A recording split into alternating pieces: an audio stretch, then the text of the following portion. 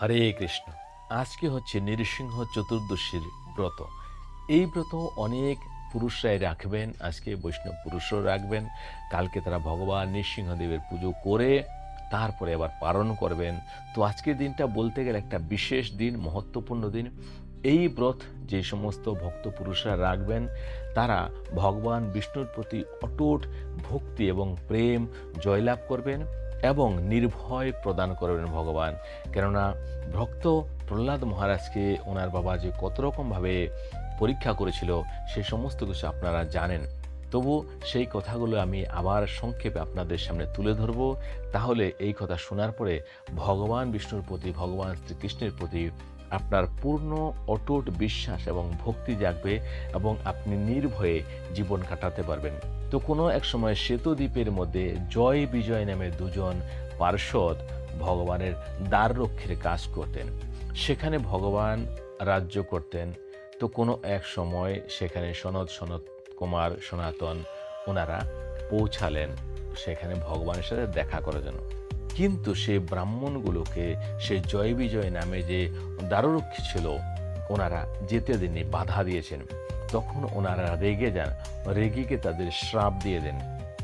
তো এই কথা ভগবান জানতে পারলেন যে কোনো ব্রাহ্মণ দেবতাকে আটকে রাখা হয়েছে দরজার মধ্যে। এটা কিন্তু সেই সময় বলতে গেলে একটা ঘোর অপরাধ। কারণ ব্রাহ্মণরা তখন ব্রহ্মজ্ঞানী ছিলেন এবং ওনারা ব্রহ্মচারী ছিলেন। সেই জন্যই এটা মহা অপরাধ ভেবে ভগবান ওনাদের সবাইকে অন্তঃপুরে ডাকলেন। সেই ব্রাহ্মণগুলো গেল এবং জয় বিজয় দুজনই গেল। যাওয়ার পরে ভগবান বললেন, এটা তো তোমার মহা অপরাধ হয়েছে এবং ব্রাহ্মণ দেব যেই শ্রাপ দিয়েছেন এটা আমিও খণ্ডন করতে পারবো না, তাহলে তোমরা যাও মর্ত্যলোকে। তখন জয় বিজয় বলছেন যে প্রভু, আপনাকে ছাড়া আমি কি করে থাকবো, আপনি তো জানেনই। তো ভগবান বললেন, ঠিক আছে তোমরা মর্ত্যলোকে যাও, তোমরা অতি শীঘ্রই ফিরে আসবে। যদি তুমি আমার ভক্ত হয়েই জন্মাও এই মর্ত্যধামের মধ্যে, তাহলে তোমাকে 7 জনম জন্ম মৃত্যুর বন্ধনে পড়তে হবে, 7 বার তোমাকে জন্ম নিতে হবে। আর যদি তুমি আমার সাথে শত্রুভাবে জন্ম নাও তাহলে 3 জন্মেই আবার তুমি আমার কাছে ফিরে আসবে। তখন সেই ভক্তদের করুণ অবস্থা, তারা বলছেন আপনার সাথে বিরোধিতা আমরা করব কি করে, আর আপনার ভক্ত হয়ে 7 জন্ম এই মর্ত্যলোকের মধ্যে আমরা থাকতে পারবো না, এটা খুবই দুঃসহ ব্যাপার হচ্ছে আমাদের জন্য। তখন তারা বাধ্য হয়েছে তবু কমসে কম 7 জনম থেকে ভালো 3 জনম। তখন জয় বিজয় বললেন যে ঠিক আছে, আপনার সাথে যদি বিরোধিতা করেও, আপনার সাথে শত্রু ভাব জন্ম নিয়েও যদি 3 জন্মে আপনাকে আবার ফিরে পাই তাহলে সেটাই মঞ্জুর। তবু আমরা 3 জন্মে নেব, আমরা শত্রু হয়ে জন্মাবো। তখন ভগবান তাদের আদেশ দিলেন এবং তারা মর্ত্যলোকে এসে জন্মালো। সেই হিরণ্যকশিপু আর হিরণ্যাক্ষ এই দুজন এসেছিলেন এই ধরাধামে। তো হিরণ্যাক্ষ যে ওনার হাজারো হাত দিয়ে এই সমস্ত পৃথিবীটাকে মাথায় তুলে নিয়ে রসাতলে চলে গেছিলেন। তখন ভগবান বরাহ রূপ ধারণ করে তার দাঁড়ের মধ্যে করে সেই পৃথিবীকে আবার শেষ নাগের উপরে বসিয়ে দিলেন এবং সেই অসুরকে মেরে ফেলেন। এই কথা শুনে হিরণ্যকশিপুর প্রচণ্ড রাগ হলো, ক্রোধ হলো। সেই জন্য উনি সে হিরণ্যকশিপু শুধুমাত্র বায়ু গ্রহণ করে হাজারো বৎসর তপস্যা করলেন মহাদেবজি তখন প্রসন্ন হওয়ার পরে ওনাকে বর দিতে চাইলেন। বরেতে উনি চাইল যে এই জগতের মধ্যে আমাকে যেন কেউ না মারতে পারে, যেমন দেবতা, মানুষ, অসুর, গন্ধর্ব, কিন্নর, পশু, পাখি, এই সমস্ত কেউ যেন আমাকে না মারতে পারে, এই বরদান দিন। সেই জন্য মহাদেব তথাস্তু বললেন এবং এই বরদান দিলেন। তো যখনই এই বরদান পেলেন তখন উনি সমস্ত দেবতাদের পরাজয় করতে লাগলেন এবং ওনার রাজত্ব চালালেন। এইভাবে উনি বলছে যে আমি এখন ভগবান, কেননা ওনাকে কেউ হারাতে পারবে না। এমনই হিরণ্যকশিপু এমনই ভেবেছিল যে আমাকে আর কেউ হারাতে পারবে না, অর্থাৎ আমিই ভগবান। তো ওনার ঘরে একটা সন্তান হলো। সন্তান ছোটবেলা থেকে খুব ধার্মিক। তো ওনার সন্তানের উপনয়ন করে উনি পাঠিয়ে দিয়েছেন গুরুকুলের মধ্যে গিয়ে উনি শিক্ষা গ্রহণ করলেন। যখন 5 বছর বয়স তখন বাড়িতে ফিরে আসলেন। বাবা ওনাকে খুব আদর করে কোলে নিল। কোলে নেওয়ার পরে বললেন যে তুমি তাহলে কি শিখেছ, আমাকে কিছু বলো। তখন সে ভগবান বিষ্ণুর স্তুতি করতে লাগলো। ভক্ত প্রহ্লাদ বলছে, হ্যাঁ, আপনাকে আমি কিছু কথা শোনাবো, তবে তার আগে আমি আমার ভগবান বিষ্ণুকে স্মরণ করছি, যিনি এই সমস্ত জগতের আত্মা, যিনি সব জায়গায় বিদ্যমান। আমি ওনার স্মরণ নিয়ে আপনাকে কিছু কথা বলবো। এরকম স্তুতি করছে শুনে বা হিরণ্যকশিপু প্রচুর রেগে গেলেন যে, তুই আমার কোলে বসে আছিস, তুই এগুলো কি শিক্ষা নিয়ে আসলি? তুই কে বিষ্ণু? কার কথা তুই স্মরণ করছিস? কার স্তুতি করছিস? আমি এখন ভগবান, আমাকে কেউ পরাজয় করতে পারে না। তুই আমার কোলের মধ্যে বসে আমার স্তুতি না করে তুই কোথাকার বিষ্ণু, তার তুই স্তুতি করছিস? তো সবাই আমাকে পূজে। তখন উনি বলছেন, দেখুন বাবা, উনি তো পরমাত্মা, উনি সব জায়গায় বিদ্যমান, সব জায়গায় আছেন, সমস্ত জীবের উনি ধারণকর্তা, সবার পালনকর্তা, সবার সংহারকর্তা। এমন করে বলছেন, বলছেন না, সে কেমন দেখতে, কেমন, এই সমস্ত কিছু নানান কথা বললেন। তখন উনি বলে বোঝাতে পারছে না যে আপনি যেটা বলছেন এটা আপনি ধারণাই করতে পারছেন না।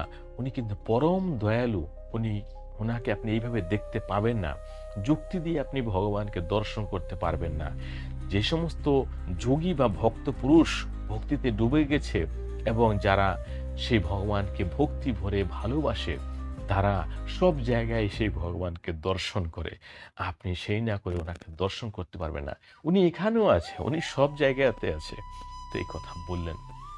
সেই জন্য ওকে পরীক্ষা করার জন্য নানা রকমের টর্চার করলেন। কখনো সাপ এনে দিলেন, কখনো আগুনে পোড়ানোর চেষ্টা করলেন, কখনো বিষ দিয়ে মারার চেষ্টা করলেন, কিন্তু কোনোভাবে প্রহ্লাদকে কোনো রকম ক্ষয়ক্ষতি করতে পারলেন না। কেন, যখনই যা কিছুই করছেন প্রহ্লাদ ভগবান বিষ্ণুকে স্মরণ করে সেই বিষ পর্যন্ত খেয়ে নিয়েছে এবং সেই বিষ অমৃত হয়ে গেছে। কখন আগুনের মধ্যে বসিয়েছে, সে আগুন ঠান্ডা হয়ে গেছে। তো অনেক চেষ্টা করার পরেও ভক্ত প্রহ্লাদকে তার সেনারা কোনো রকম ক্ষয়ক্ষতি করতে পারল না বা মারতে পারল না। তখন হিরণ্যকশিপু নিজেই বলছে, এবার আমি তোকে নিজেই মারবো। তুই হয় তোর বিষ্ণুকে দেখা, আর না হয় তোকে আমি মারবো। এই কথা বলে একটা দিওয়ালের মধ্যে উনি হাত দিয়ে থাপ্পড় মারলেন আর বললেন, তোর বিষ্ণু কি এই মধ্যেও আছে, এই খাম্বাটার মধ্যেও আছে? তখন সেই ভক্ত প্রহ্লাদ বলে, হ্যাঁ বাবা, উনি এখানেও আছে। এই কথা বলার পরে ও একটা তলবার নিছে যে, ঠিক আছে, এখানে যখন আছে তাহলে তোকে আমি এখনই মেরে ফেলবো, দেখবো তোর বিষ্ণু এখান থেকে কি করে সে তোকে বাঁচায়। তো যেই হাতে নাকি তলবার নিয়েছে ভক্ত প্রহ্লাদকে মারার জন্য, তখনই সে দিওয়াল ফেটে একটা বজ্রপাতের মতো শব্দ হলো। সমস্ত অসুররা সেখানে কানে বয়রা হয়ে গেলে, কেউ কেউ তো ঝলসে গেল। একটা বজ্রপাতের মতো শব্দ হলো, একটা বাজের মতো আপনার সেই অগ্নি বিস্ফোটের মতো হলো। তখন সেখান থেকে দেখলো ভয়ঙ্কর আকৃতির ভয়ঙ্কর গর্জনা করছে একটা সিংহের মতো, দৈত্যের মতো, চোখ দিয়ে মনে হচ্ছে আগুন বেরোচ্ছে, এমন একটা রূপ নিয়েছে এবং সে হিরণ্যকশিপুকে মারার জন্য তেড়ে আসছে। তখন সে কি করেছে, হিরণ্যকশিপুকে তার কোলের উপর নিয়ে, জাঙ্গের উপর নিয়ে তার সেই নখ দিয়ে তাকে ছিন্ন ভিন্ন করে ফেললো, টুকরো টুকরো করে ফেললো। এবং এই ভয়ঙ্কর রূপ দেখে সেখানে সমস্ত দেব দেবতা, মুনি ঋষি, গন্ধর্ব সবাই ভয় পাচ্ছে, মানুষজন। তখন সেখানকার মুনি ঋষিরা কি করছেন, মাতা লক্ষ্মীর আরাধনা করলেন। তখন মাতা লক্ষ্মী সেখান থেকে আসলেন, এসে বলেন, প্রভু, আপনার এই রূপ দেখে সবাই ভীত হয়ে যাচ্ছে, কিন্তু আপনি তো এরকম না। আপনি এই রূপটাকে ত্যাগ দিন, আপনি নিজের স্বরূপে আসুন। আপনার সমস্ত ভক্তজন আপনার থেকে ভয় পাচ্ছে, কিন্তু আপনি তো ভক্তের মনে ভয় সৃষ্টি করেন না, তাকে সাহস দেন, ভক্তি দেন, স্থায়ী বুদ্ধি দেন। তখন মাতা লক্ষ্মীর এত অনুরোধে ভগবান আবার নিজের স্বরূপে ফিরে আসলেন এবং প্রহ্লাদকে কোলে নিলেন। এই ছিল সেই কাহিনী। এবং এর পিছনে যে ওনাকে মারার পরে তারা এই জন্ম থেকে মুক্তি পায়, তো সেদিন থেকেই এই নৃসিংহ চতুর্দশী পালন করা হয়। এর পিছনে আরো অনেক অনেক কিছু কথা আছে, যেটা আপনি যদি মনে করেন শুনতে চান, তাহলে চ্যানেলটাকে সাবস্ক্রাইব করে নেবেন, পরবর্তী ভিডিওতে শুনতে পারবেন। আমি আপনাকে সংক্ষেপে কিছুটা জানালাম, যতটা আমি বলতে পেরেছি। হরে কৃষ্ণ, হরে কৃষ্ণ, ভালো থাকবেন।